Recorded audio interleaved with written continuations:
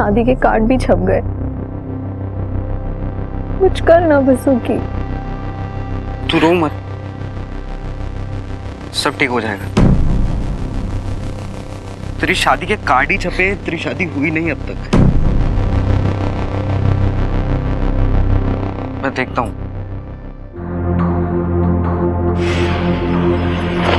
काजल, भाऊजी, हमारी इज्जत से खेलने लग रही है तू। गाड़ी में बैठ।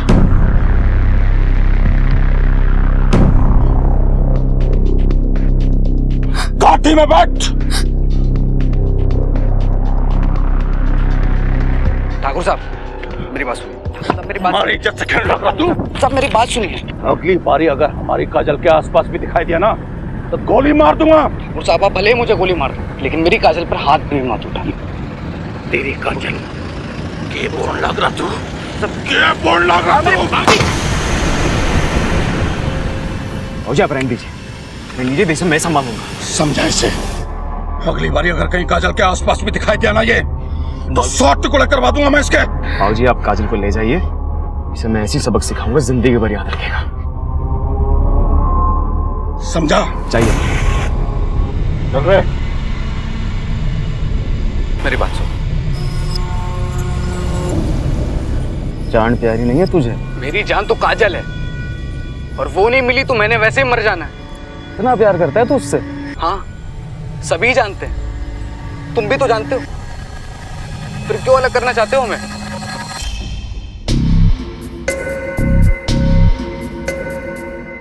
तो ठीक है,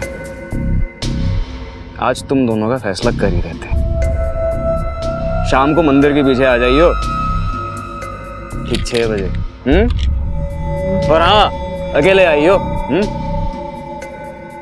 ओए, रुके, अकेले आइयो।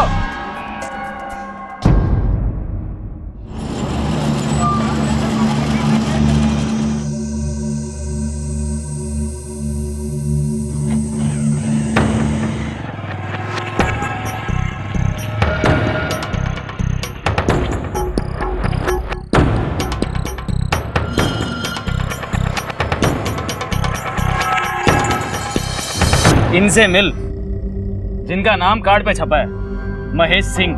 इनकी होने वाली काजल से शादी।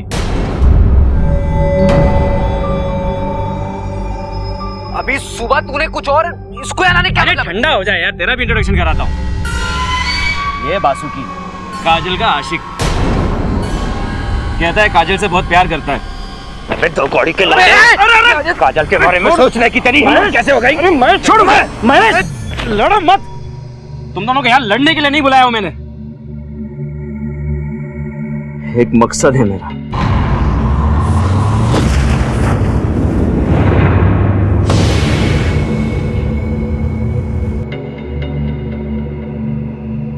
देख यार महेश, ठंडे दिमाग से सोच यार, क्या फायदा ऐसे शादी का जिसमें 3 जिंदगियां बर्बाद हो जाए।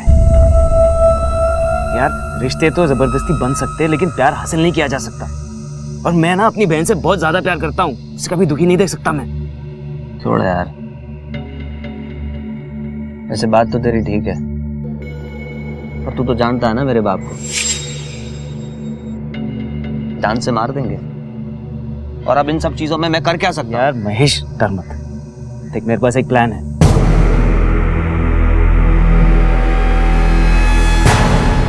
ये एक भाई का अपनी बहन की खुशी के लिए किया गया सीधा फैसला था, या एक खौफनाक जुर्म के खेल की शुरुआत थी जिसमें दांव पर लग गई थीं कई जिंदगियां।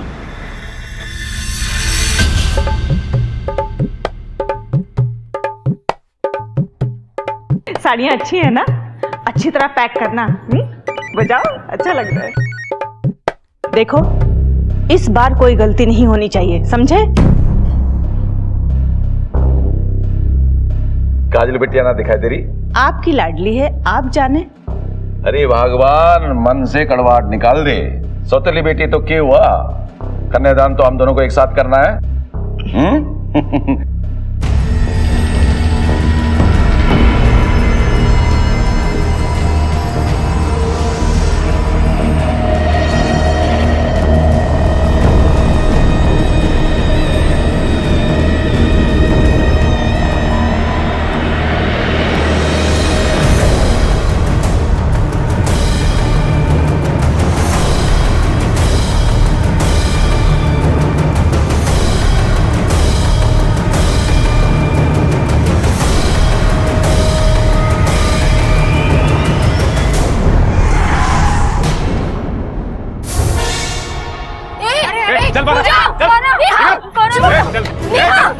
पूजा भैया प्लीज छोड़ो मुझे।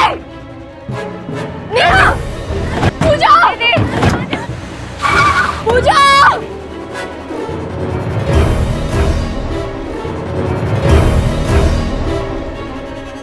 Hello hello police.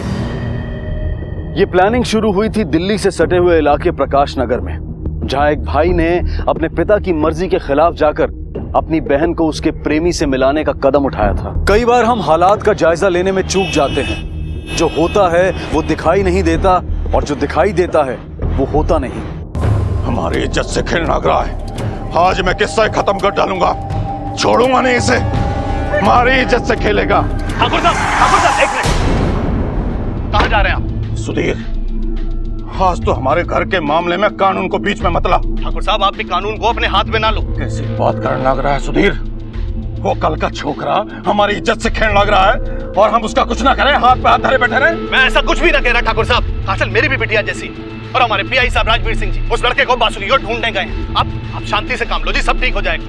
आप शांति से इनकी बात तो सुन लीजिए। तो चुप कर सुधीर। अगर शाम तक हमारी बेटी काजल घर ना पहुंची ना तो मने कोई रोक ना पाएगा। हमारी इज्जत और हमारी पगड़ी।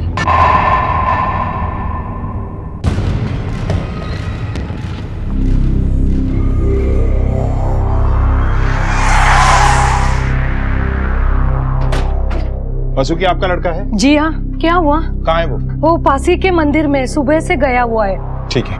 साहब क्या हुआ? मेरे बासुकी ने क्या किया? साहब बताइए ना। किशोर बेटा थोड़ा जल्दी जल्दी साफ कर लो बेटा। किशोर जी सर। वासुकी नाम का कोई लड़का आया यहाँ? जी। कब से आया मंदिर में? वो सुबह से मंदिर का काम कर रहा है, कुछ दिनों से तो माता की बहुत सेवा कर रहा है। बहुत अच्छा लड़का है। चौधरी,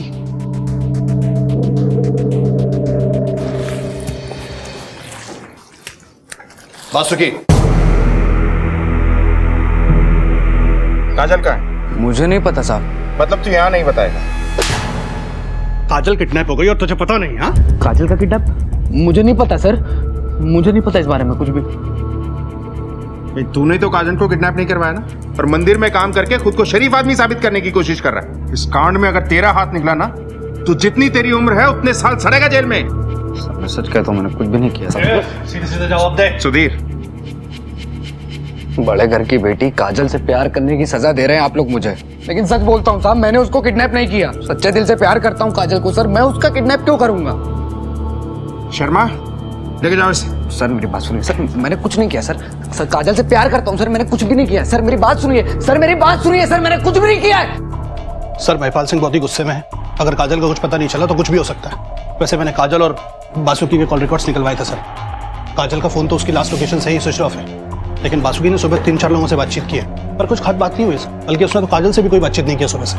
किडनैपर्स की गाड़ी की कोई डिटेल हाथ लगी? सर सिर्फ इतना कि वो नीले रंग की गाड़ी है, मैंने अलर्ट जारी करा दिया है। काजल उस वक्त शादी के जोड़े में थी, उसने गहने भी पहने हुए थे, तो हम चोरी के एंगल से भी इनकार नहीं कर सकते। सर लेकिन ये भी तो हो सकता है कि ये सारा खेल बासुकी ने रचा हो। ऐसा भी हो सकता है कि ये लड़की काजल ही कोई खेल खेल रही हो, लेकिन इस सिचुएशन में हम कोई चांस नहीं ले सकते। एक काम करो, बासुकी को रिहा कर दो और उसके पीछे खबरी छोड़ दो। जी। और हाँ, आसपास के सभी पेट्रोल पंप और टोल नाकों की सीसीटीवी फुटेज चाहिए मुझे। सभी गेस्ट हाउस, होटल, सब जगह चेक करो। Railway station, bus stand, taxi stand, सब जगह पूछताछ करो। Right sir.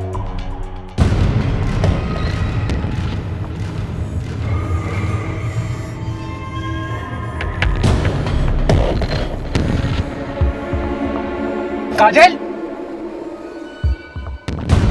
काजल, काजल, काजल, काजल, काजल, काजल,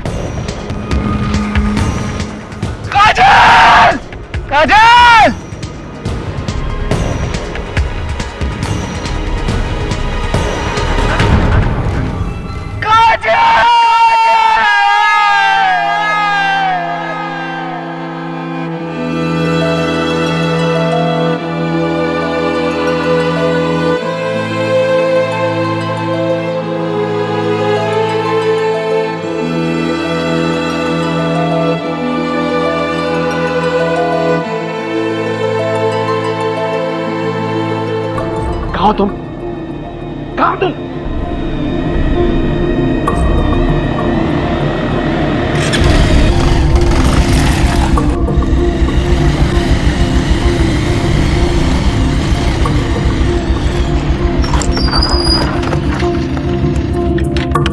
काजल कहाँ है?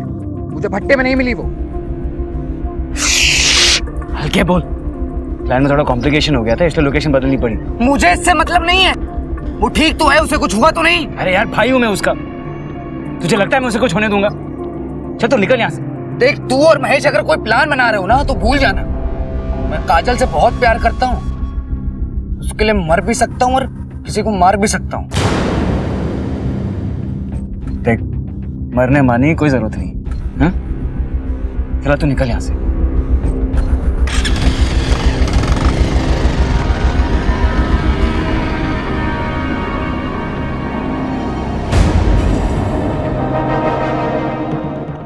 ए महेश, गाड़ी साइड में ले, गाड़ी साइड में ले।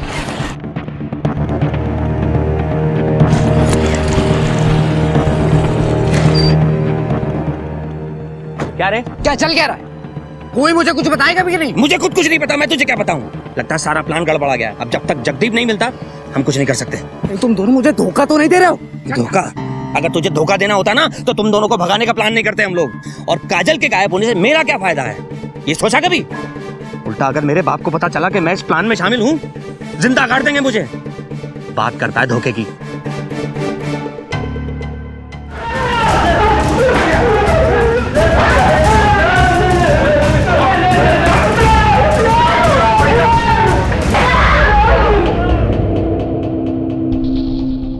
सर कुछ भी हाथ नहीं लग रहा है सर। सर जितने भी चार्जशीटरों को राउंड पे लिया है, कुछ खास जानकारी बाहर नहीं आ रही है सर। सर्कमस्टेंसेस तो बासुकी की तरफ इशारा कर रहे हैं। हो ना हो इस सबके पीछे बासुकी का दिमाग है। ये सारा किडनैपिंग का प्लान उसी ने बड़ी सफाई के साथ रचा है सर।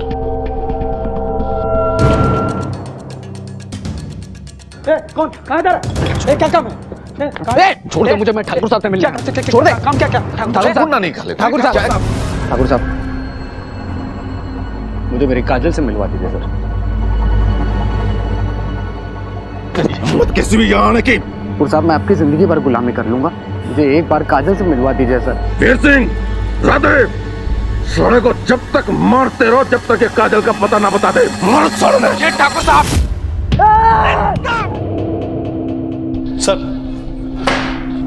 सर अभी भी खबर मिली है कि कीर्तिनगर के पास एक खेत में लाश पड़ी है। क्या? सर चलो।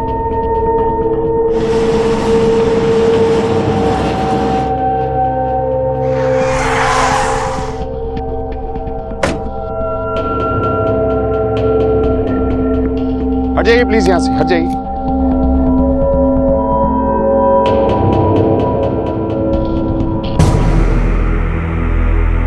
सर ये तो जगदीप की लाश, काजल का भाई।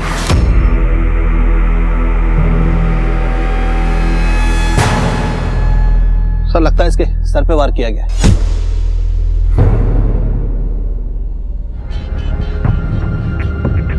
ठीक है, इसकी बॉडी को पोस्टमार्टम के लिए भेजो और इसके घर वालों को इसकी खबर कर दो। और इसके कॉल डिटेल्स जल्द से जल्द चाहिए मुझे। मैं ये जानना चाहता हूं कि ये अकेले में यहाँ किससे मिलने और क्यों आया था। जगदीप की मौत के बाद किडनैपिंग का दिखने वाला ये केस अब और उलझकर गंभीर रूप ले चुका था। लेकिन ये सब कौन कर रहा था और क्यों? अब तक ना तो काजल की किडनैपिंग की फिरौती का कोई कॉल आया था और ना ही कोई आपसी दुश्मनी का पता लग पाया था। तो फिर क्या मकसद था गुनहगार का काजल की किडनैपिंग और जगदीप की हत्या के पीछे?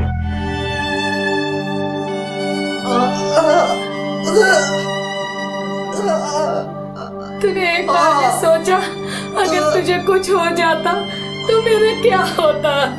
तू परेशान मत हो माँ, काजल को मिल जाने दे। मैं और काजल मिलकर तेरा बहुत ख्याल रखेंगे।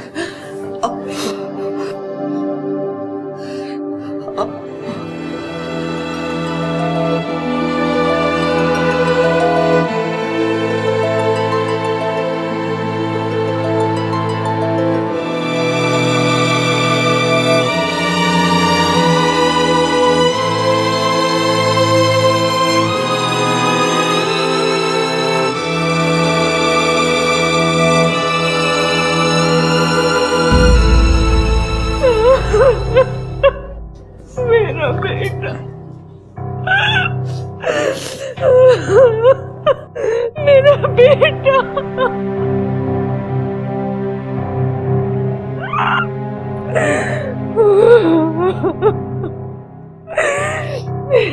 हम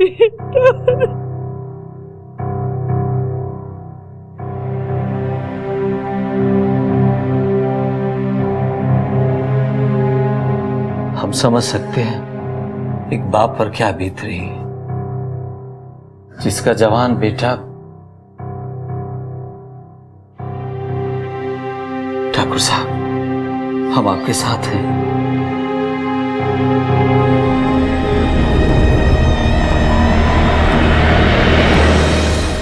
सर, खबरी ने बताया कि जगदीप की मौत से कुछ घंटे पहले उसकी बातचीत बासुकी के साथ हुई थी। सर, मुझे लगता है कि बासुकी कुछ ऐसा जानता है जो हम नहीं जानते। ये बासुकी कहाँ है?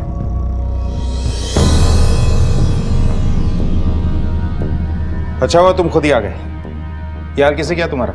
इंस्पेक्टर साहब, ठाकुर के आदमियों ने इसे मार मार के ये हाल बना दी। ठाकुर क्या? बैठिए। अब ये बताओ कि जगदीप की मौत और काजल की किडनैपिंग में तुम्हारा क्या रोल है? क्या जगदीप की मौत हो गई? कल ही तो मिला था सर मैं उससे। इंस्पेक्टर साहब, मैं आपको बहुत जरूरी बात बताने के लिए आया हूँ। कौन सी बात?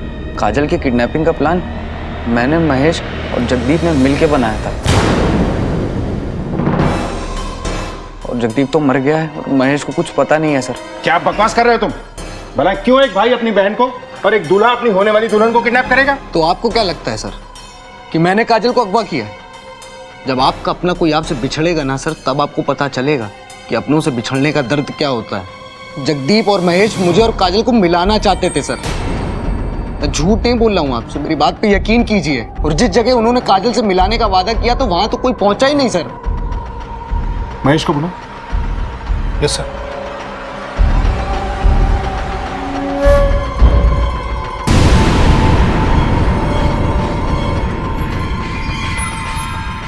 सर, मैं सच में कुछ नहीं जानता। ये सारा प्लान जगदीप का था। लेकिन मेरे पास एक प्लान है। मैंने अपने दोस्त से बात करके एक गाड़ी और 2 आदमियों का इंतजाम कर दिया है। शादी वाले दिन पे काजल को ब्यूटी पार्लर से आते हुए किडनैप कर लेंगे और उसे भट्टे पे ले जाएंगे। वहाँ वो उसे बासुकी से मिलवाएंगे और महेश तू उन्हें जयपुर भेज देगा। हमारी हरकतों पर पुलिस और सबकी नजर होगी, इसलिए उस दिन हम आपस में एक दूसरे से फोन पे बात नहीं करेंगे। और हाँ बासुकी, उस दिन सबसे पहले शक तुझ पे जाए, इसलिए उस दिन तू यहाँ मंदिर में ही रहना। तुम लोगों ने शादी ब्याह को खेल समझ रखा है क्या? ये सब कुछ पहले बता देते तो जगदीप की मौत नहीं होती और काजल को ढूंढ निकालने में मदद मिलती। माफ कर दीजिए सर, गलती हो गई, लेकिन मेरी काजल को ढूंढ निकालिए। न जाने सर मेरी काजल किस हालत में होगी। हो गया तुम्हारा ड्रामा खत्म, कर ले अपना काम।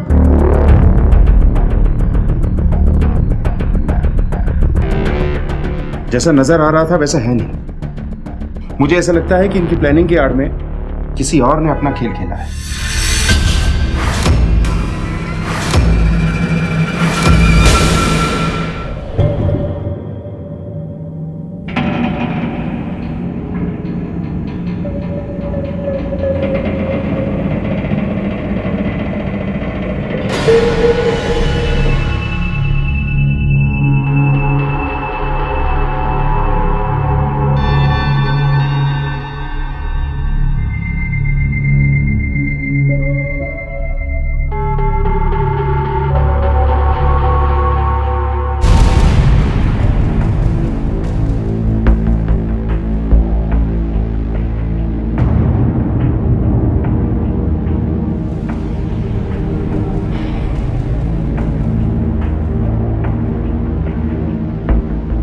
ये लो 1.5 लाख रुपया।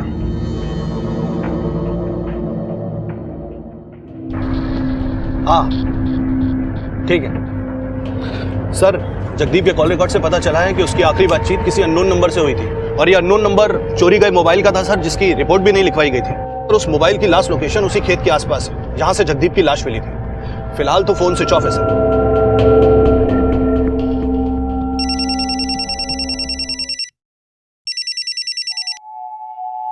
हाँ अभिषेक बोल।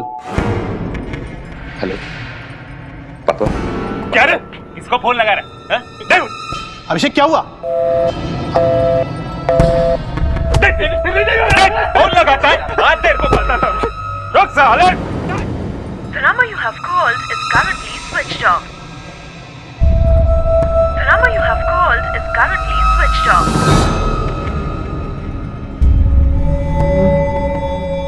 हाँ हेलो, तुम घर पे हो? अभिषेक से बात कराओ। अभिषेक घर कुछ बता के गया है? नहीं कुछ नहीं, मैं बताता हूं तुम्हें। हाँ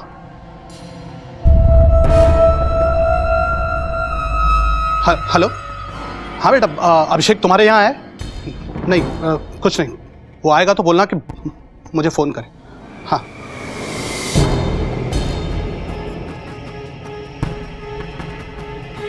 सर, अभी अभिषेक का फोन आया था सर, मेरे बेटे का। बड़ा घबराया हुआ था सर, किडनैपर के बारे में कुछ बता रहा था, लेकिन फोन बीच में कट गया। मैंने बाद में फोन लगाया सर, लेकिन फोन स्विच ऑफ आ रहा है। मैंने घर पे, दोस्तों पे, सभी से बात की सर, लेकिन बात नहीं हो पा रही। वो किसी के साथ नहीं है। उसका फोन सर्विलेंस पे डालो। हाँ सर। जब आपका अपना कोई आपसे बिछड़ेगा ना सर, तब आपको पता चलेगा कि अपनों से बिछड़ने का दर्द क्या होता है। सर कहीं ऐसा तो नहीं कि अभिषेक का किडनैप? चलो। महेश और बासुकी द्वारा जगदीप के बनाए प्लान का राज खुल जाने के बाद पुलिस असमंजस में पड़ गई थी। एक तरफ सब कुछ प्लान के मुताबिक हो रहा था और दूसरी तरफ प्लान बनाने वाला खुद अपने ही प्लान का शिकार बन गया था। और अब तो गुनहगार का हौसला इतना बढ़ चुका था कि सब इंस्पेक्टर के बेटे अभिषेक की किडनैपिंग के पीछे उसी का हाथ होने की संभावना ने सबके होश उड़ा दिए थे। अक्सर हमें लगता है कि पुलिस वाले दूसरों के दुख समझ नहीं पाते, पर असल में उनकी ड्यूटी ऐसे कठिन हालात से घिरी होती है जहां उन्हें गुनहगारों को पकड़ने के अलावा और कोई सुध-बुध नहीं होती।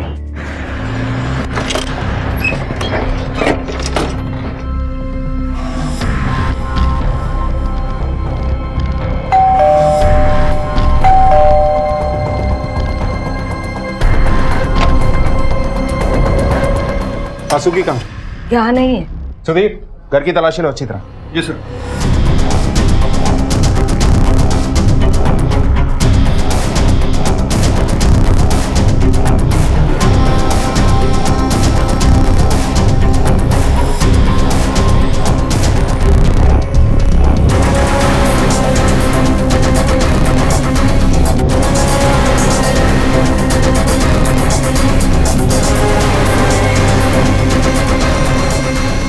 नहीं सर, अंदर तो कोई भी नहीं। बासुकी और अभिषेक के मोबाइल की करंट लोकेशन ट्रेस करो।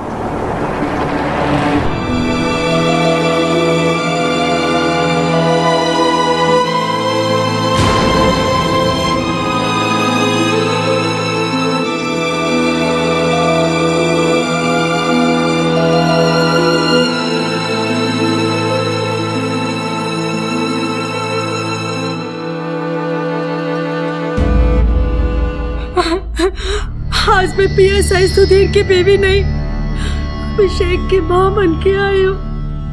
इंस्पेक्टर साहब, मेरे बेटे की जान खतरे में है। आप उसे बचा लीजिए, प्लीज उससे बचा लीजिए। आप टेंशन मत लीजिए, आप पानी पीजिए। घबराइए नहीं, हम बहुत जल्द उसे ढूंढ निकालेंगे। इन्हें छोड़ के आओ।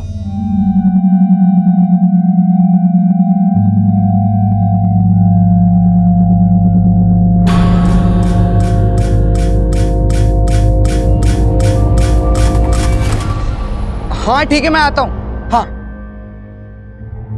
अभिषेक की कोई खबर? नहीं सर, लेकिन हमारी एक टीम उसकी लोकेशन ट्रेस कर रही है सर।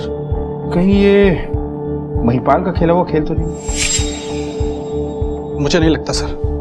महिपाल सिंह एक दबंग आदमी है सर। वो चाहे तो अपनी बेटी को सरेआम गोली मार सकता है, लेकिन ये किडनैपिंग का खेल नहीं खेलता सर। और वैसे भी मामला अब उसके इकलौते बेटे की मौत से जुड़ गया है सर। मुझे नहीं लगता सर।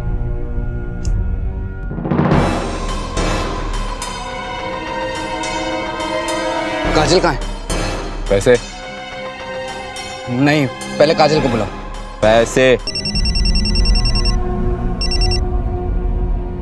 हेलो, क्या? हम पहुंचते हैं। क्या हुआ? एक लाश मिली है सर। चलो।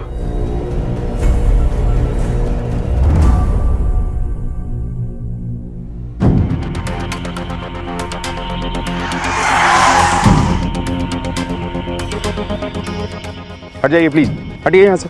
आइए साइड में।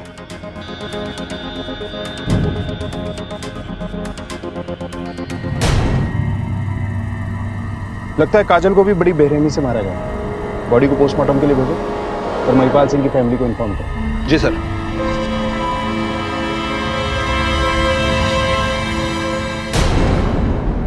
जिस काजल की फर्जी किडनैपिंग से इस केस की शुरुआत हुई थी, अब उसी काजल की लाश बरामद होने के बाद इस इन्वेस्टिगेशन को एक बहुत बड़ा झटका लगा था। जिन हालात में काजल की लाश मिली थी वो बहुत ही गंभीर और खतरनाक जुर्म की गवाही दे रहे थे। बेटी का कन्यादान करने चला था, अब क्रियाकर्म करना पड़ रहा है। इंस्पेक्टर साहब, काजल का उन दोनों में कई बार रेप हुआ था और 2 लोगों के सैंपल भी पाए गए सीमेंट के। उसके सर पर किसी भारी चीज से चोट की थी जिसकी वजह से उसकी मौत हो गई। हेलो,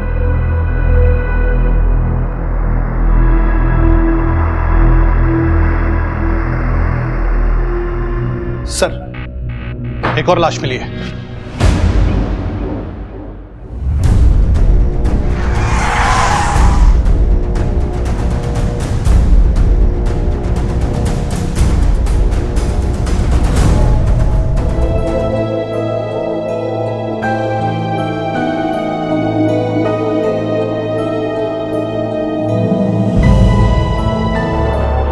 सर, ये तो बासुकी है।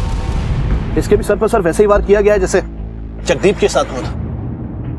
बासुकी और जगदीप की लाशें जिस तरह से मिली हैं, लगता है कातिल को एक ही है और आसपास है। अच्छा, वो पेट्रोल पंप और टोल नाके की फुटेज का क्या हुआ? फुटेज मिल गई सर। हमारी एक टीम उसे बारीकी से स्कैन कर रही है। ये जो भी है या तो बहुत शातिर है या फिर कोई इन्हें पनाह दे रहा है। साहब, मैंने कल शाम इस लड़कों को दीवारों पर पोस्टर लगाते हुए देखा था।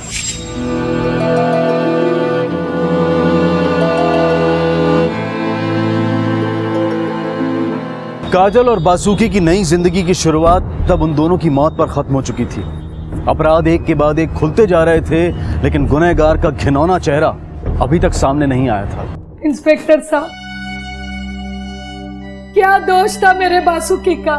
इतना ही ना कि उसने प्यार किया, उसने अपनी छोटी आंखों से बड़े सपने देखे। देखिए, हमें बासुकी की मौत का बेहद अफसोस है। मैं आपको विश्वास दिलाता हूँ कि हम उसके कातिलों को बहुत जल्द ढूंढ निकालेंगे और सख्त से सख्त सजा देंगे। सर, अभिषेक की लोकेशन ट्रैक हो गई है। जी, आप अभी घर जाइए। चलो।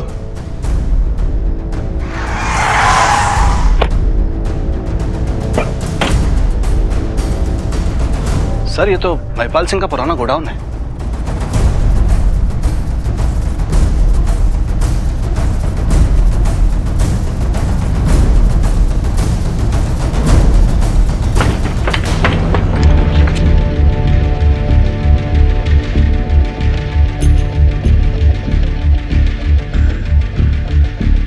अभिषेक,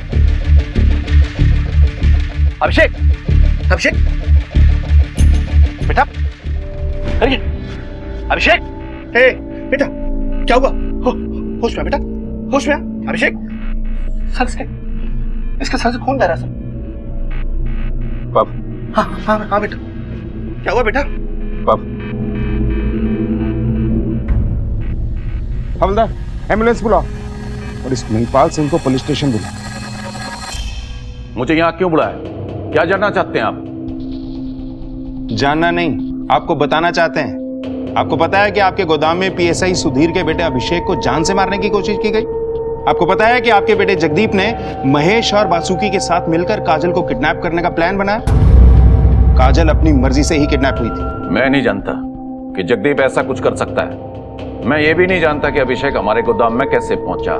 पर मैं इतना जरूर जानता हूं कि हमारी बेटी काजल हमारी मर्जी के खिलाफ कुछ भी कर सकती है, पर अपने भाई की जान नहीं ले सकती। अब ऐसे कैसे हुआ, क्यों हुआ, यह पता करने का काम आपका है। राम राम।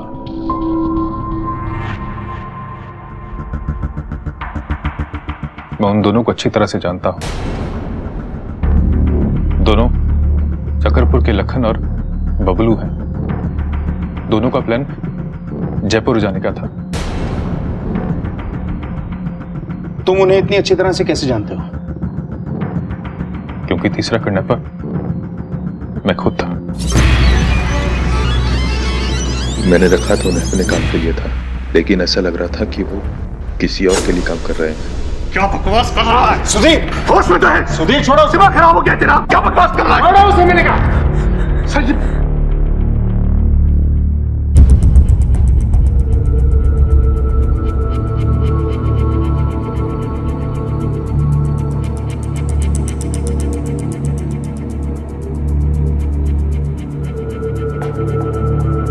सर सर अभिषेक के बयान के मुताबिक लाखन और बबलू के नाम पर सकरपुर चौकी में भी लूटपाट का केस दर्ज है सर ये उनकी डिटेल्स आई है।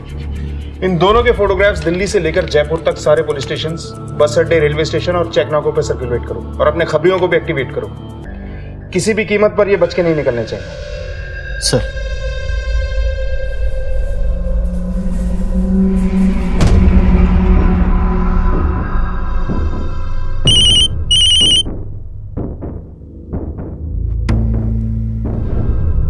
सर, मुड़का का पेट्रोल पंप से फोन आया। वो किडनैपर्स बाईपास से जयपुर निकल रहे हैं। क्या उनका लोकेशन भी ट्रेस हो गया है?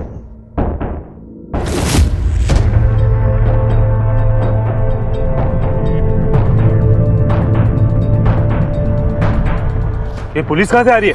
क्या कर रहा है? अबे भगा!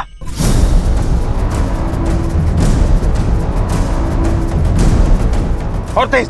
अबे भगा!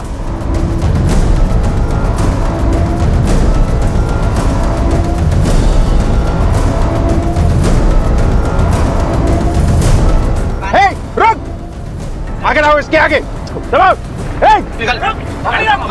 गाड़ी रख, पीछा करो इसका। रास्ता बंद है। भाग जल्दी भाग। रुक।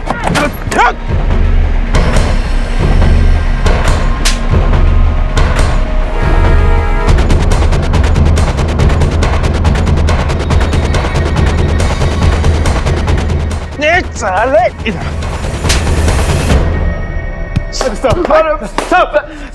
अरे नहीं सब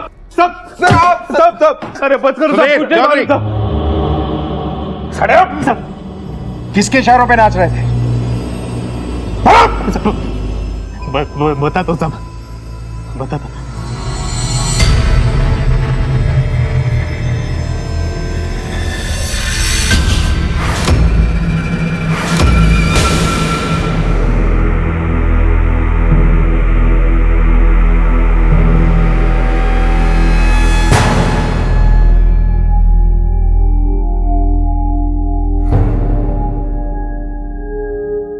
भाऊजी, मुझे माफ कर दीजिए भाऊजी।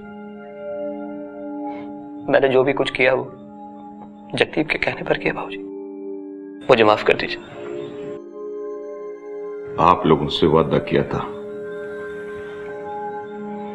कि अपनी बेटी को आपके घर की बहू बनाऊंगा, मगर चिंता मत कीजिए ठाकुर साहब, आप ही की बेटी मेरे घर की बहू बनेगी। और आप सरकारी मेहमान। मतलब ले चलो बाप बेटे को। चलो। अरे लेकिन मैंने क्या किया? अरे छोड़िए भाऊजी।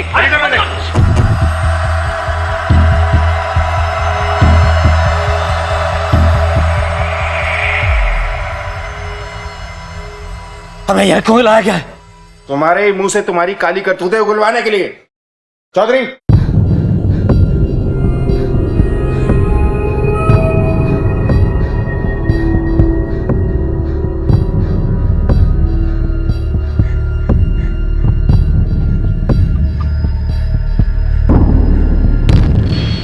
वासुकी और काजल की शादी करवाने के लिए जगदीप और मैंने किडनैपिंग का ड्रामा किया था, और उसके लिए मैंने बबलू यादव और लाखन की मदद भी ली थी। प्लान के मुताबिक हमने लड़की को उठा लिया, फिर फोन आया कि काजल को भट्टे पे न ले जाकर किसी और लोकेशन पे ले जाना है और जान से मार देना था। उनके पास तुम्हारा नंबर कहां से आया? सर, जगदीप के प्लान के हिसाब से मुझे सिर्फ इतना करना था कि काजल और वासुकी को यहाँ से भगाने के बाद जयपुर में उनके रहने का इंतजाम करूं, और इसीलिए मेरे पास वो नंबर था जो ये तीनों इस्तेमाल कर रहे थे, और इसके बारे में मैंने पिताजी को पहले ही बता दिया था। 'शादी के कुछ दिन पहले ही मुझे तहसीलदार से ये खबर मिल गई थी कि महिपाल सिंह अपनी जायदाद अपने बेटे जगदीप और बेटी पूजा के नाम कर रखी है। सोचा शादी के बाद कोई रास्ता निकालूंगा, मगर जैसे ही महेश ने इनका प्लान मुझे बताया, मेरे दिमाग में एक और प्लान आ गया। काजल को तो मारना ही था, पर उसकी खूबसूरती सांप बनकर हमारे दिमाग को ढस रही थी।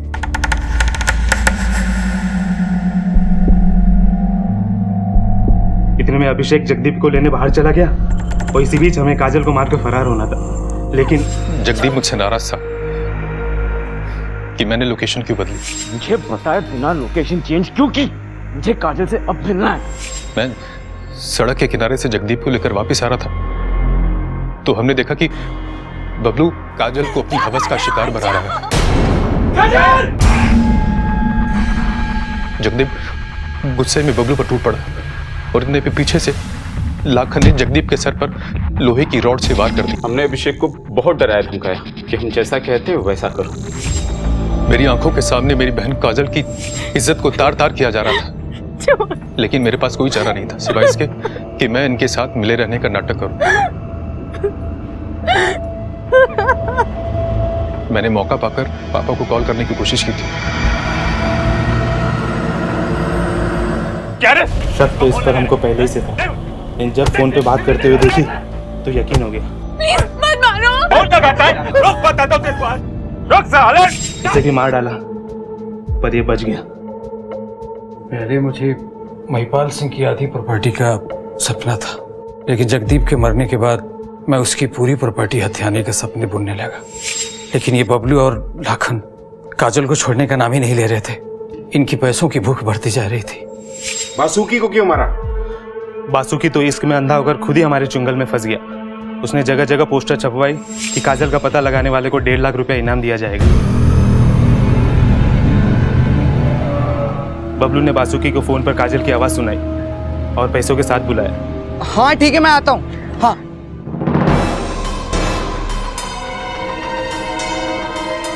काजल कहाँ है? पैसे काजल को बुला। और काजल? काजल का जितना फायदा उठाना था हमने उठा लिया। अब वो हमारे लिए खतरा बन चुकी थी, तो हमने उसे भी। तेरे लालच ने 2 घरों के चिराग बुझा दिए। सिसक सिसक के काजल ने अपनी जान दी। इस घिनौने अपराध के लिए फांसी का फंदा भी तेरे लिए एक छोटी सजा है। काम चाहे कितना भी अच्छा क्यों ना हो, लेकिन अगर उसे करने का तरीका गलत है तो वो बिगड़ ही जाता है। और ऐसा ही हुआ था जगदीप और अभिषेक के साथ। कहाँ तो वो अपनी बहन को उसके प्रेमी के साथ मिलवाकर उसे जिंदगी भर खुश देखना चाहता था, लेकिन उनकी गलत राह पर चलकर सही मंजिल तक पहुंचने की ये कोशिश नाकाम हुई और 3 जाने चली गई। और एक नाकाम प्रेम कहानी, जहां एक तरफ बासुकी की आंखों में काजल के लिए सिर्फ प्यार था, वहीं महिपाल के दिमाग में जात पात, ऊंच नीच और अमीर गरीब का तारा बना हुआ था। काश जगदीप का फैसला महिपाल ने लिया होता तो शायद इतनी जिंदगियां बर्बाद ही नहीं होती।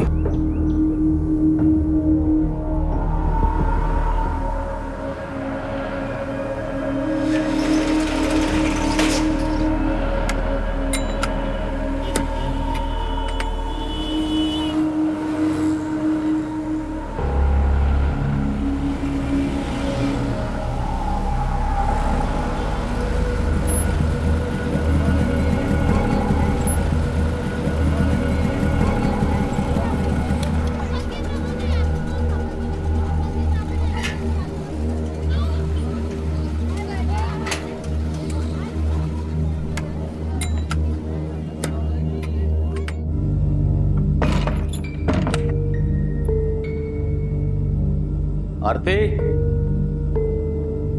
आरती पानी पिला। आजो तेरे लिए क्या लाया हूं। आरती, आरती,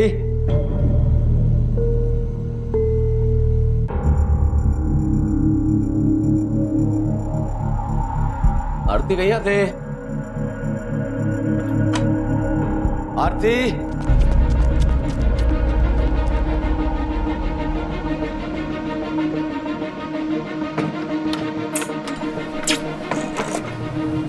आरती,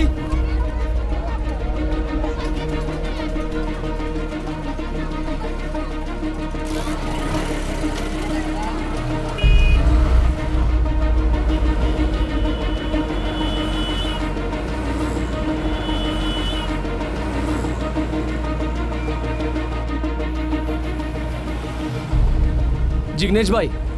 अरे श्रीकांत भाई શું થયું? आरती को देखा क्या? आरती को यहाँ कैसे देखूंगा? नहीं, हो सकता है कि इधर से गुजरी हो तो आपने देखा हो तो। नहीं। अरे बात तो સાંભળો।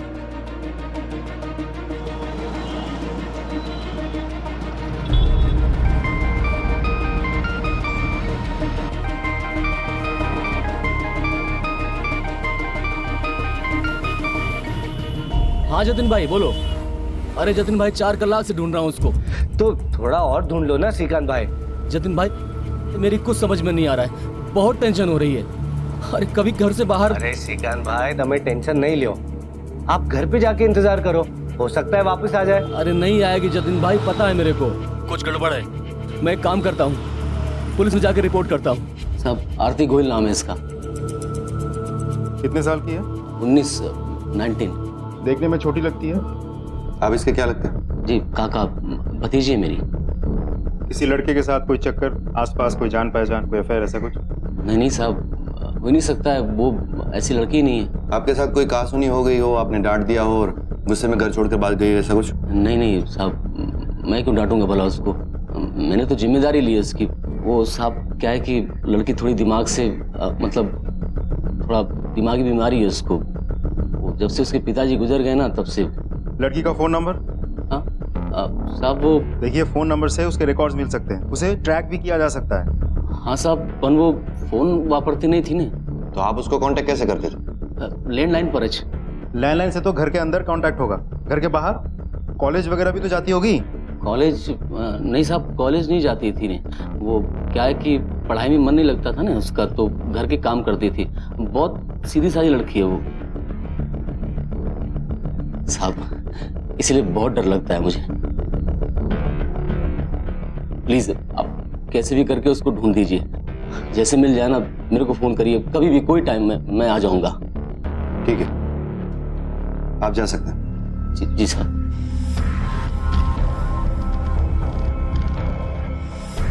फोटो की कॉपीज करवाओ और सारे हॉस्पिटल्स और मॉर्ग्स में इंक्वायरी करो, सारे पुलिस स्टेशन में फोटो सर्कुलेट करो, तब तक आसपास पूछताछ करते हैं। Yes sir.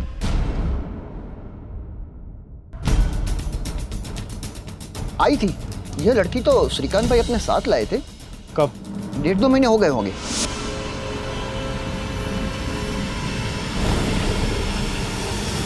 उसके बाद वो छोकरी कभी दिखाई नहीं दी। श्रीकांत भाई उसे घर के अंदर रखते थे ताला लगाकर। मुझे सब बड़ा अजीब सा लगा, तो फिर मैंने एक दिन श्रीकांत भाई से पूछा कि ताले का चक्कर क्या है, तो बोले अरे वो भतीजी छे हमारी, लेकिन नॉर्मल नहीं छे, दिमाग की प्रॉब्लम है ना उसको, इसीलिए ताले के अंदर रखना पड़ता है उसको ताकि कोई प्रॉब्लम ना हो जाए। अभी अली पुकट किधर भी चली गई तो टेंशन है ना। भागी गई, मुझे तो पहले ही पता था कि भाग जाएगी। क्यों? मैंने देखा था श्रीकांत को उसके साथ अजीब अजीब हरकत करते हुए। हाँ जयश्री बहन बोलो। आ पार्सल तमारो कुरियर वालों आपी गयो तो आप घर पे थे नहीं और किसी ने दरवाजा भी खोला नहीं, तो मुझे देखे गया हूँ। वो भतीजी से हमारी गांव से आई है। ठीक है, थैंक यू। वो लड़की इतनी डरी हुई थी और रो रही थी, छोटी बच्ची सी तो थी वो बेचारी। आईडी?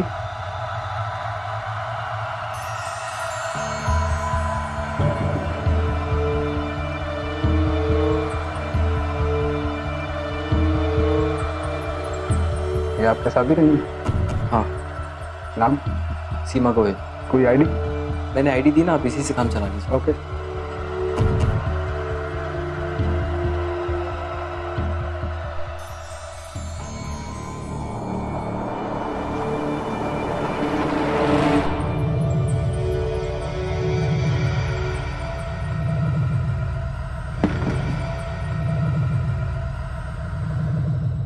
Yes sir.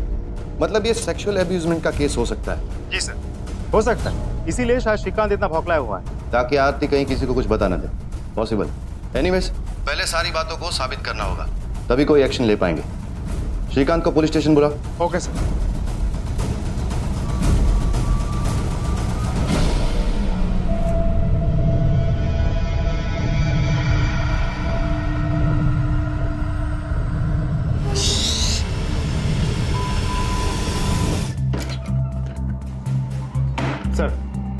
श्रीकांत का कुछ पता नहीं चल रहा है। आसपास के लोगों से तो सबसे पूछताछ कर ली। जब से आरती लापता हुई श्रीकांत अपने दुकान तक नहीं पहुंचा। सर उसके घर के आसपास के लोगों से भी पूछताछ की, लेकिन किसी ने उसे नहीं देखा।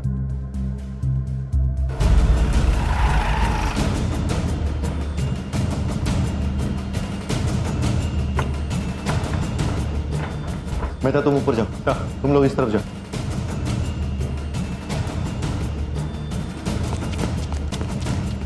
सर ये देखिए श्रीकांत के बाइक के पेपर्स। मतलब परमानेंट एड्रेस कहीं और का है। शायद श्रीकांत वहीं मिलेगा। चलो। Yes sir.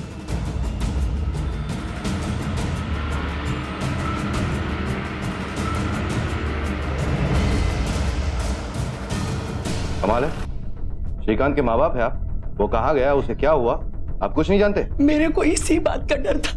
मैं तमने कीधु हतो कि एक बार फोन करके देखो। जो ये क्या हो गया, कया गयो मारो श्रीकांत। मतलब साहब श्रीकांत से हमारा कोई कांटेक्ट नहीं। जिस दिन से वो उस लड़की को लेकर आया था, आज सोच है तूने लगन कर लिया हमारे बिना। अरे बापूजी लगन करना थे ने, कर ली। अब अबे आप भी स्वीकार करो, अन्य आशीर्वाद दो। इस छोकरी की उम्र देखी है तो सिर्फ आधी उम्र की लगती है ये। तुम्हें जो करना था तुम कर चुके, लेकिन इसमें हम भागीदार नहीं होंगे। अरे जब लड़की को कोई प्रॉब्लम नहीं है तो आप लोगों क्यों हो रही है? अरे मेरे को इधर आना ही नहीं चाहिए था। माथा फिर गया था मेरा जो राय में।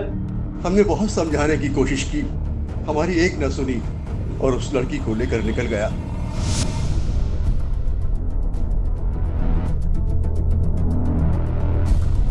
यही वो लड़की है जिससे श्रीकांत ने शादी की थी? हाँ जी। इसी से लगन किया था श्रीकांत ने। तो फिर श्रीकांत ने हमसे झूठ क्यों बोला? ये आरती उसकी पत्नी नहीं भतीजी है? आरती गोयल नाम है इसका। कितने साल की है? 19। आप इसके क्या लगते हैं? जी काका, भतीजी है मेरी। शायद लड़की उम्र में छोटी है, इसलिए हमें आरती के घर वालों से भी पूछताछ करनी होगी।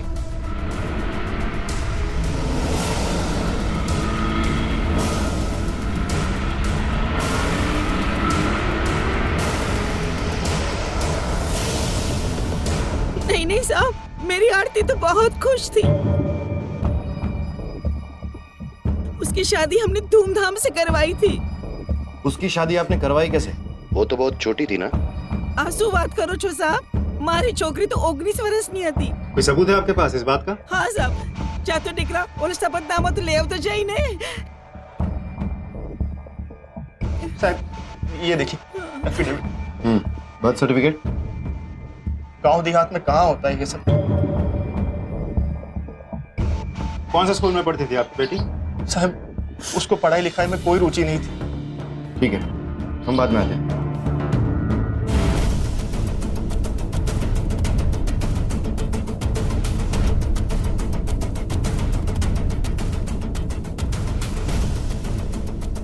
इसे जानती हो तुम?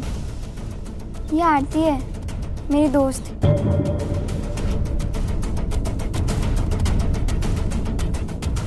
मैं, आरती और मृदुला। पक्का? आरती से कोई बात नहीं हुई थी तुम्हारी? नहीं सर, उसकी शादी के बाद उससे कुछ भी बात नहीं हुई थी। क्या उम्र है बेटा तुम्हारी? 15 साल। इस पहेली में कई सवाल जुड़ते जा रहे थे। क्या आरती की असली उम्र के रहस्य का उसकी गुमशुदगी से या श्रीकांत के लापता होने से कोई संबंध था? क्या श्रीकांत वाकई गुमशुदा था या फिर पुलिस उसके द्वारा आरती पर किए गए जुल्मों के बारे में जान गई है, इस बात की भनक लगते ही वो रफू चक्कर हो गया? या फिर सच्चाई इन सभी संभावनाओं से परे थी?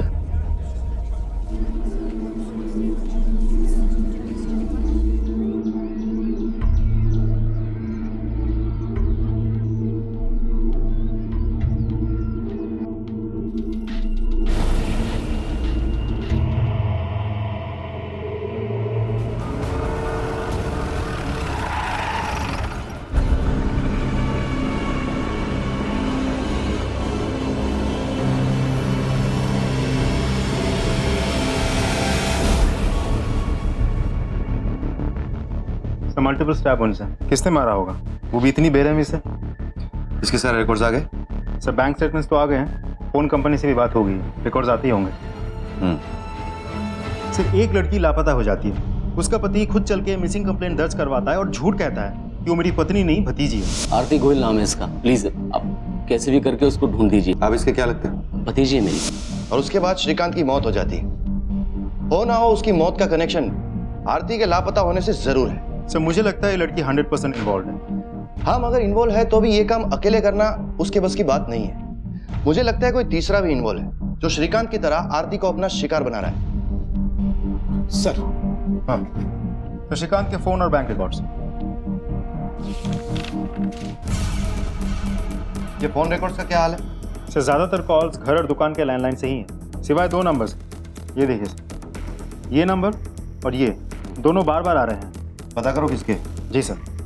सर बैंक रिकॉर्ड्स में कुछ? हाँ, एक अजीब बात सामने आई। ये देखो, हर महीने 15,000 का ट्रांजेक्शन, और देखो किसके खाते में जा रहा है। सुरेश पटेल, यानी कि श्रीकांत के पिताजी। हाँ, और उसने हमसे क्या कहा? श्रीकांत से हमारा कोई कांटेक्ट नहीं। झूठ बोल रहा था वो। और एक अजीब बात, ये देखो, अचानक 6 लाख रुपए का कैश विड्रॉल। जिस अकाउंट में इतने सालों से इतना कम मूवमेंट है, उसमें अचानक 6 लाख रुपए का विड्रॉल। पता करना होगा ये 6 लाख रुपए आखिर गए कहां और किसे। श्रीकांत के माँ बाप को पता होगा। चलो। जी सर।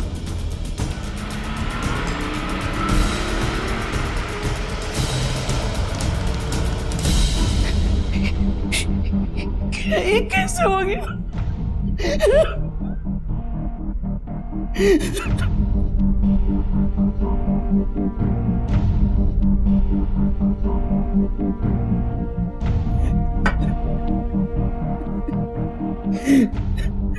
मेरा श्रीकांत से सच में कोई कांटेक्ट नहीं था साहब, इसीलिए उससे पैसे लेने में भी हमें शर्म आती थी।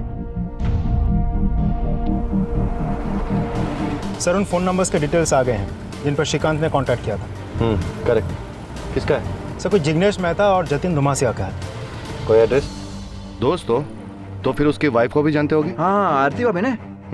हाँ जानता हूँ ना। उन दोनों के बीच संबंध कैसे थे वो पता नहीं।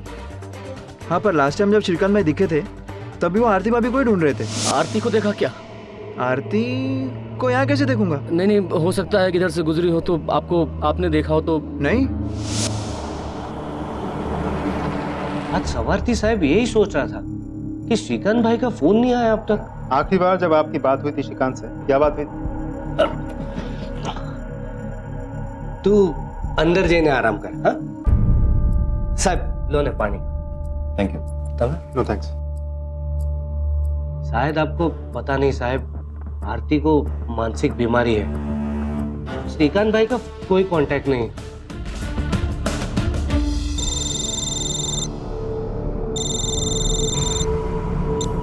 हेलो।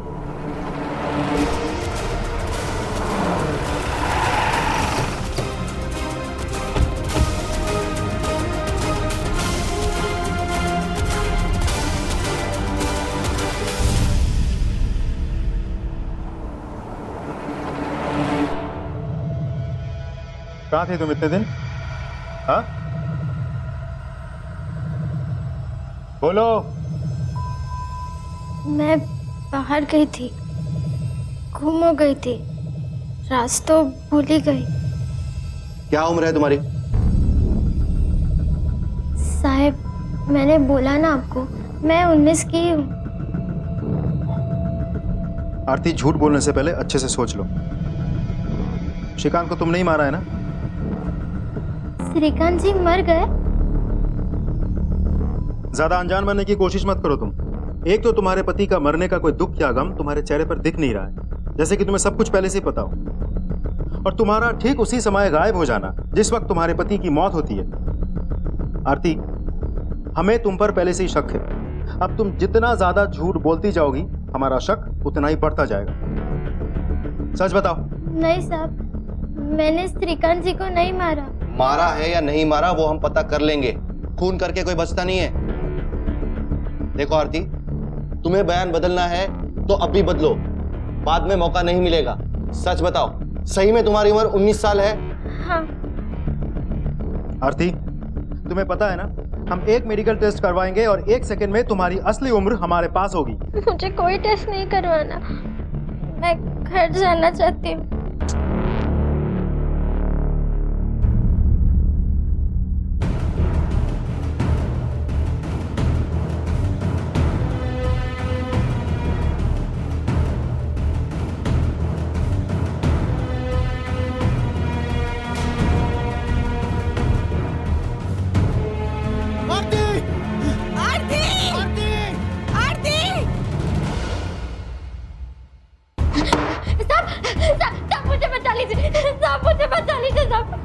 वो लोग मेरे साथ जबरदस्ती करते। साहब मुझे बचा लीजिए। देख आरती, बहुत है क्या हो गया? चुपचाप चल वरना नहीं आऊंगी मैं, जो करना है कर लो। क्या बोली? नहीं आएगी? हाँ? आंख दिखाएगी हम लोगों को? जबान लड़ेगी? चल चल चल।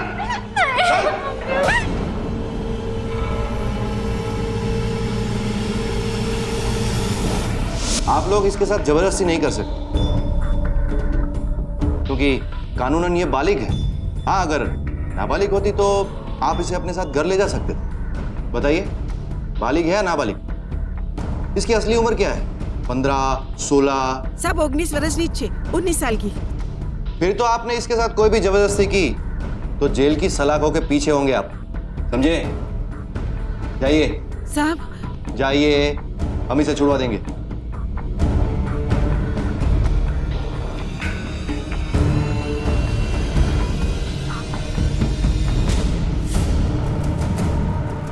बच्ची है सर, मुझे नहीं लगता फोन इसने किया होगा। मेहता, जो दिखता है वो हमेशा सच नहीं होता। इस बात को तुम अच्छी तरह से जानते हो।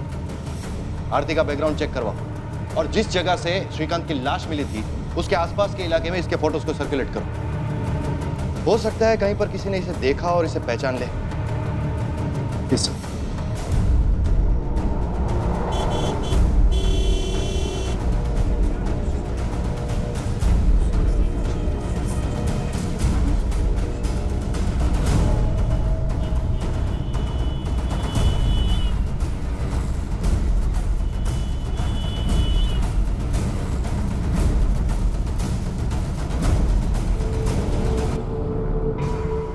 लड़की को देखा है कहीं?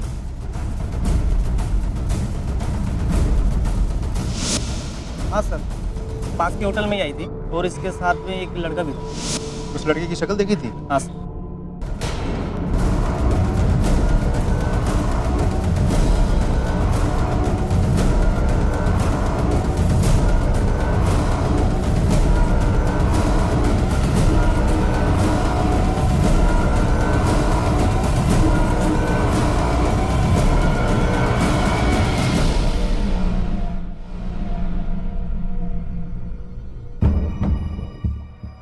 मैंने इसे नहीं देखा साहब। आरती, झूठ मत बोलो। सच उगलवाने के बाकी तरीके भी आते हैं हमें। मेरे को नहीं पता, आप मेरे पे आरोप क्यों लगा रहे हो? आपको पूछना ही है तो कपिल भाई से पूछो ना। मैंने देखा था उसे श्रीकांत जी के साथ झगड़ा करते हुए। अरे लड़की है वो। लगन किया तूने उससे? लगन कोई इलेक्ट्रॉनिक मशीन नहीं है कि मन बदल गया तो वापस कर दो। देख, तुझे नहीं चाहिए तो बोल दे, मैं इसको वापस लेके जाता हूँ, लेकिन पैसे वैसे वापस नहीं मिलेंगे। अरे ऐसे कैसे देगा तू? मजाक समझा है क्या? पैसे भी तेरे, लड़की भी तेरी। अच्छा, लेकिन अब तक तो वो तेरे साथ ही थी ना। बोल, इतने दिन तो उसको वापरा कि नहीं वापरा? ये सब भी मुफ्त में नहीं होता है, चार्ज लगता है इसका भी। मेरे को सिखाता है तू? मेरे को सिखाता है? निकल यहाँ से, निकल।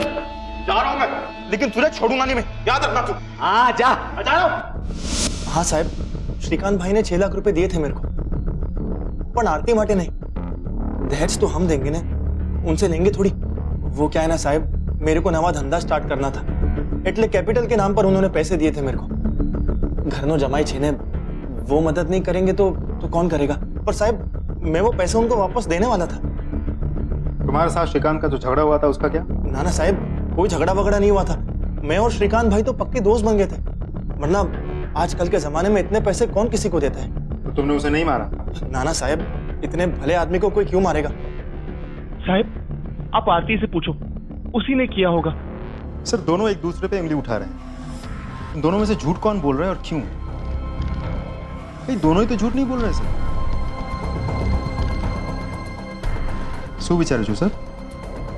विचारो छो कि इसको कहीं देखा है, कहाँ?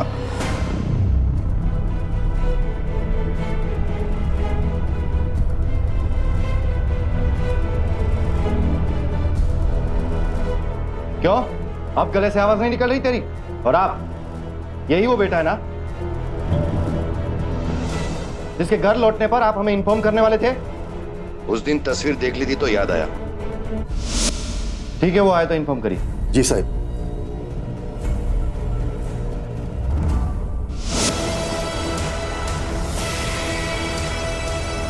इतनी नफरत करता था तो श्रीकांत से? अपनी भाई के मौत पर जब माँ बाप शोक मना रहे थे तब तू गायब था। वो मुझे कुछ जरूरी काम था। कौन सा जरूरी काम? काम से आरती का कोई लेना देना? देख, सच बता दे वरना तेरे को इतना मारेंगे ना कि बजाय इसके तू अपने माँ बाप की सेवा करे, तेरे माँ बाप जिंदगी भर तेरी सेवा करेंगे, समझा? बोल, क्या कर रहा था आरती के साथ? मदद कर रहा था उसकी भागने में। श्रीकांत उसे बंद करके रखता था। मैंने घर के पीछे के दरवाजे का ताला तोड़कर उसकी भागने में मदद की। तू आरती से प्यार करता था ना, इसीलिए उसके साथ मिलकर श्रीकांत की जान ले ली? सर ये क्या बोल रहे हैं आप? आपको क्या लगता है मैं श्रीकांत हूँ? सर मैं इतना गिरा हुआ, इतना नीच इंसान नहीं हूँ कि एक छोटी सी लड़की के साथ।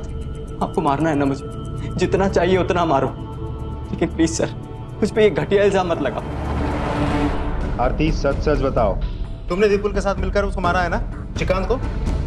क्या चल रहा था तुम दोनों के बीच? हम दोनों के बीच શું બોલું છું તમે? विपुल भाई ने तो मुझे उस राक्षस से बचाया है। वो शरीफ आदमी है साहब, ना वो मेरे बारे में कुछ गलत सोचेंगे ना मैं उनके बारे में। श्रीकांत ने मेरे साथ क्या क्या किया आपको नहीं मालूम साहब। अच्छा हुआ, सारू थी वो मर गया, मेरी जिंदगी बर्बाद कर दी उसने। और आप मेरे पे शक कर रहे, विपुल भाई पे शक कर रहे। संदिग्ध अपने बयानों और स्पष्टीकरण से किसी तरह से पुलिस को गुमराह करने की कोशिश कर रहे थे। अब पुलिस के सामने 3 मुख्य संदिग्ध आए। पहला आरती का भाई कपिल, जो लालच की वजह से पैसे लौटाने को तैयार नहीं था। दूसरा श्रीकांत का भाई विपुल, जिसे श्रीकांत और उसके किए से सख्त नफरत थी। और आखिर में श्रीकांत की पत्नी आरती, जो श्रीकांत की दी हुई यातनाओं का बदला चाहती थी। लेकिन इसके बावजूद पुलिस के पास कोई ठोस सुराग नहीं था। इस गतिरोध के सामने तहकीकात घुटने टेकने ही वाली थी कि अचानक एक वारदात हुई। मैं, आरती और मृदुला। सर, मृदुला के पोस्टमार्टम रिपोर्ट। सर ये मृदुला तो 15 साल की थी, नाबालिग। बैकग्राउंड चेक, इसके घर वालों से बात की? यस सर, उसके घर वालों ने बताया कि वो शादीशुदा है। उसके पति का नाम जिग्नेश है और एड्रेस उसी दुकान का है जो श्रीकांत के दोस्त जिग्नेश का है। Yes sir. बोल वरना खाल उधर दूंगा तेरी। कुछ भी खरीदने बेचने की लायक नहीं रह जाएगा, तू समझा ना? बोल। साहब मैंने मृदुला को नहीं मारा है। हाँ मैं मानता हूँ कि मैंने उसके फैमिली को पैसे देके उससे शादी की, लेकिन मारा नहीं। मुंह सुकम अपना ही नुकसान करा उन्हें। पैसे तो वसूल होने चाहिए। साले पैसे वसूल? इंसान थी वो, खिलौना नहीं, समझा? और एक बात बता, मृदुला के परिवार से तुझे किसने मिलवाया? वो हमारे दोस्त है ना, उन्होंने भी उसी गांव की छोरी से लगन किया था। क्या नाम है उसका? जतिन भाई, भोजन बहुत स्वादिष्ट लागे छे। अरे खास તમારા માટે બનાવ્યું છે, મજા કરો ને। ખાઓ ખાઓ।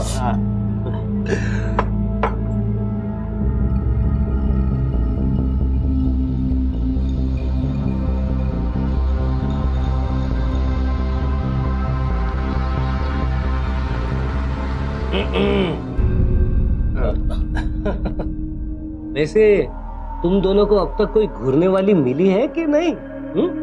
मिले भी तो એટલે ભાભી માફિક जवान और खूबसूरत थोड़ी ना मिलने वाली है। अरे मिलेगी भाई, मैं कहता हूँ मिलेगी। बोलो पैसा है? खूबसूरत, जवान, हर बात मानने वाली, एकदम मासूम, बस पैसा चाहिए बस। बोलो है? तो तूने पैसे देकर एक नाबालिग लड़की को खरीद ली? नहीं साहब, सोगन खाई ने कहूँ छू, मेरे को तो पता ही नहीं था कि वो नाबालिग है। उसके घर वालों ने तो वो बालिग होने का प्रमाण भी दिया था। कैसा प्रमाण? वो एफिडेविट। 27 अगस्त की रात को कहाँ थे तुम? साहब मैं तो घर पर ही था। साबित कर सकते हो? हाँ मतलब आप मेरी बीवी से पूछ लीजिए, हम दोनों घर पर ही थे, साथ में टीवी देख रहे थे। कहाँ है वो? बुलाओ। हाँ जी। अरे सांभर आई आओ तो।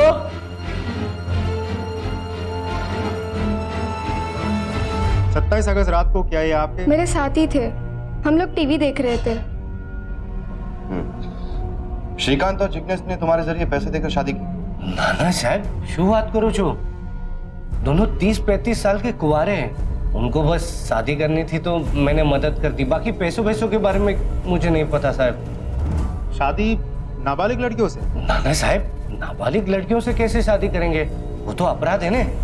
दोनों ने बालिग लड़कियों से ही शादी किया होगा। और तुमने? तुम्हारी बीवी भी दिखने में तो नाबालिग ही लगती है। साहब लगती है पर है नहीं, 20 वर्ष नहीं छे, मारी पास प्रमाण पत्र छे, लगन के पहले पूरी खातरी कर ली थी मैंने। दिखाओ जरा। अब जी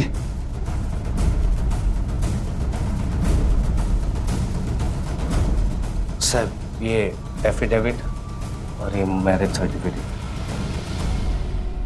ये पंडित कौन है? मैं नहीं जानता साहब, बस कोई प्रवासी है तो।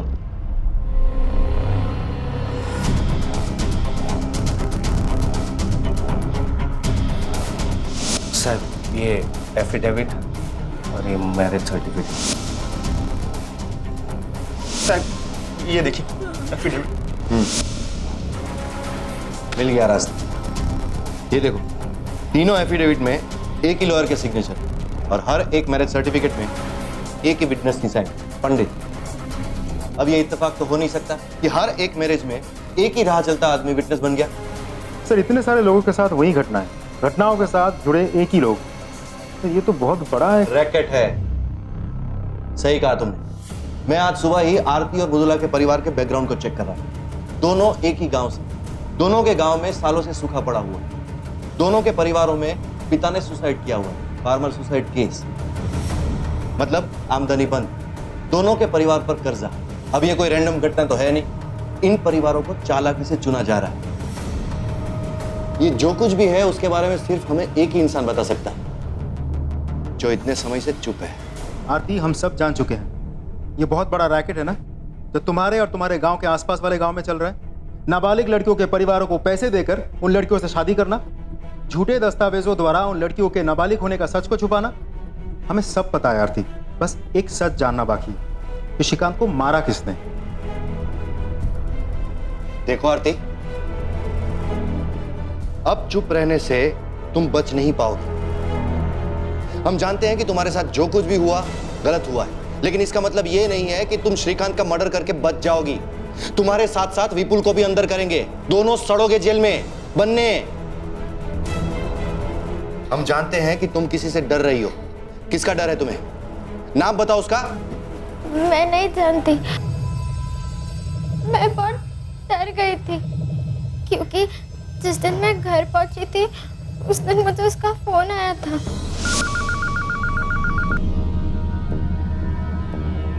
हेलो, अगर तूने अपना मुंह किसी के सामने खोला ने तो मैं तुझे मार डालूंगा, जैसे तेरे उस आदमी को और तेरी उस मृदुला को। तो इंसान दो लोगों को मार सकता है, वो मुझे भी तो मार सकता है ना। आरती तुम डरो मत, तुम्हें कोई नुकसान नहीं पहुंचाएगा, इसकी गारंटी हम तुम्हें देते हैं। लेकिन इसके लिए तुम जो कुछ भी छुपा रही हो वो सब हमें बताना होगा। मैं आपको सब सच बताती हूँ।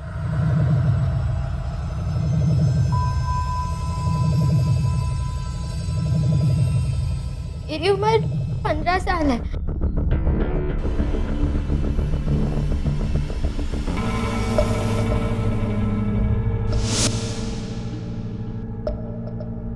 ये लो, आप लोगों के खजाने की चाबी। દીકરા જો તું બધું બરાબર છે ને? अरे 8वीं क्लास का पेपर थोड़ी कितना चेक कर रहा है, कोई गलती नहीं है। ऐसे हजार हम रोज बनवाते हैं। इस एफिडेविट के मुताबिक आरती कानूनी रूप से बालिग है। इसका एक कॉपी बनवा के रख लो। कल को कोई आरती की उम्र के बारे में पूछे तो ये पेपर दिखा देना। इसके आगे तो पुलिस भी कुछ नहीं कर सकती। कोई झमेला तो नहीं है ना? अरे कुछ नहीं होगा, जब तक ये एफिडेविट है कोई कुछ नहीं बिगाड़ सकता। आखिर इतना खर्चा करके बनवाया श्रीकांत भाई है, आप बिल्कुल टेंशन मत लो, कोई झमेला नहीं होगा। ठीक है, तो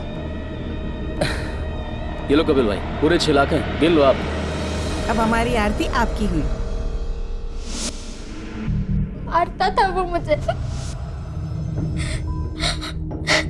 श्रीकांत और मृदुला की हत्याओं के मामले एक बड़े रैकेट की ओर इशारा कर रहे थे और पुलिस को अब इस रैकेट की भनक लग चुकी थी। लेकिन वो इस घिनौने खेल के सिर्फ मोहरों को नहीं बल्कि इसके सरगना को पकड़ना चाहती थी और उन्होंने अपनी तहकीकात नए सिरे से शुरू की। लेकिन इस बीच तेजी से बढ़ रहे उस रैकेट का क्या?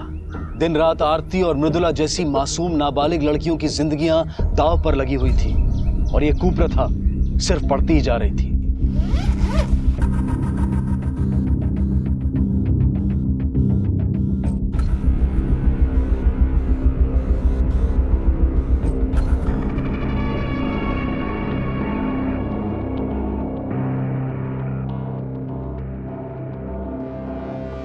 ओम मंगलम भगवान विष्णु, मंगलम गरुड़ाध्वज, मंगलम कुंडलिकक्षाय, मंगलाय तनोहरि स्वाहा।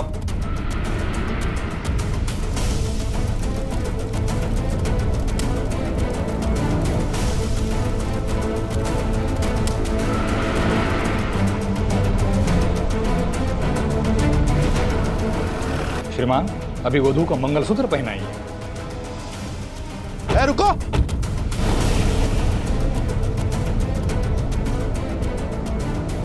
तेरे को विटनेस बनने का बहुत शौक है हाँ? और तुम लोग, लालच है तुम लोगों पर।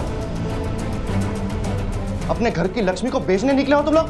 तुम्हें क्या लगा इन जाली कागजातों की आड़ में तुम लोग कुछ भी करोगे और बच जाओगे? तुम लोग जब इस कांड को अंजाम दे रहे थे तब पुलिस गेम ओवर की तैयारी कर रही थी। मुझे इस गांव के 14 से 18 साल के बीच की लड़कियों का डेटा चाहिए। उनके लिए अलग टॉयलेट्स बनवाने का प्रपोजल है, तो संख्या तय करनी है। डेटाबेस मिल सकता है? जी हाँ, मिलेगा। Thank you. अब तुम लोग ऐसी जगह पर जाओगे जहां पर सिर्फ एक ही सौदा होता है, पुलिस के डंडे का सौदा। चलो चल। सूखे के कारण सभी किसान त्रस्त हैं।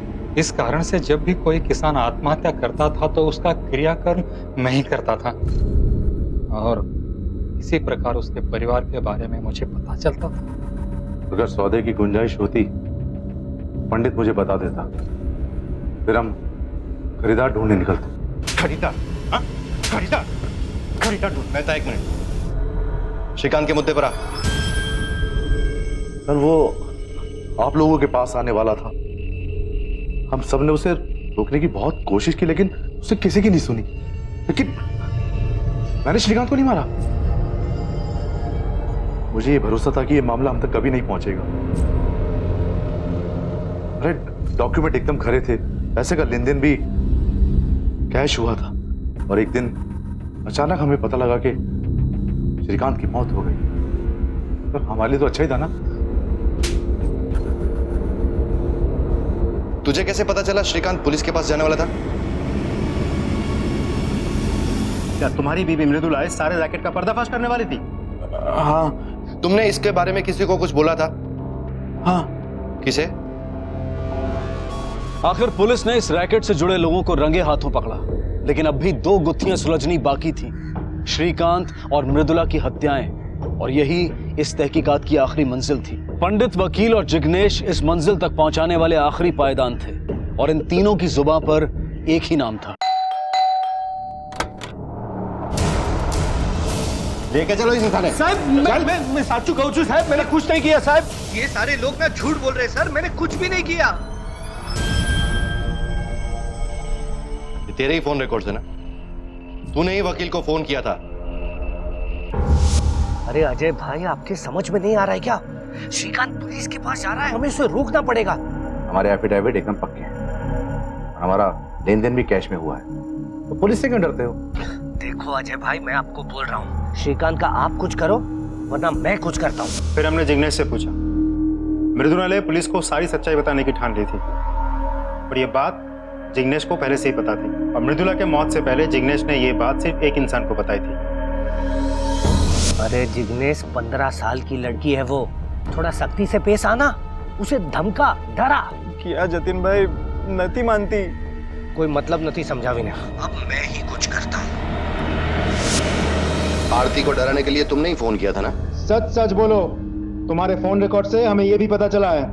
देख, हमें पता है कि तूने ही दोनों खून किए और जब हमें विश्वास हो जाता है ना, तब हम उम्र, आदमी, औरत कुछ नहीं देखते। तुम्हें भी नहीं छोड़ेंगे।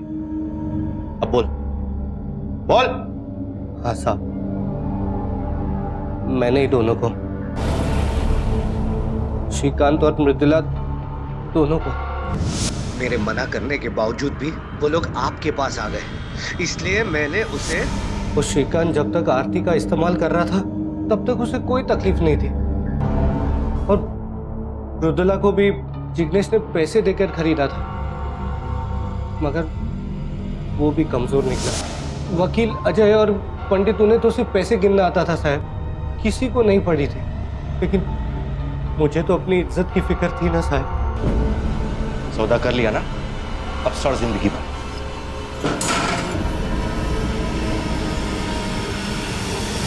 श्रीकांत और मृदुला का हत्यारा जतिन आखिरकार पकड़ा गया। पैसों के बदले शादी की आड़ में नाबालिग लड़कियों को बेचने के इस रैकेट के खत्म होते ही पूजा, आरती और उन जैसी अनगिनत बदनसीब लड़कियां अब आजाद थीं। लेकिन जीवन के इस खौफनाक दौर ने उनके मन में कई गहरे घाव छोड़े थे और उन्हें भरने में काफी देर लगने वाली थी। इस केस द्वारा हमारे समाज का एक बेहद घिनौना चेहरा सामने आया, जहां किसान आत्महत्या जैसी दुखद घटना का भी लोगों ने अपने स्वार्थ के लिए फायदा उठाया। ऐसे विभत्स और चौंका देने वाले कुकर्म अक्सर सभ्यता की आड़ में हमारे आसपास ही हो रहे होते हैं। जरूरी है कि हम उन्हें पहचाने, बेनकाब करें और शिकस्त दें। अब मैं अनूप सोनी आपसे विदा लेता हूं, फिर मुलाकात होगी अगले एपिसोड में एक और चौंका देने वाले केस के साथ। तब तक अपना और अपने परिवार का ख्याल रखें और देखते रहें क्राइम पेट्रोल डायल 100। सबक एक को, सीख हम सबको। जय हिंद। क्राइम पेट्रोल्स के और भी दिलचस्प कहानी देखने के लिए हमारे चैनल को सब्सक्राइब करें और बेल आइकॉन दबाना न भूलें।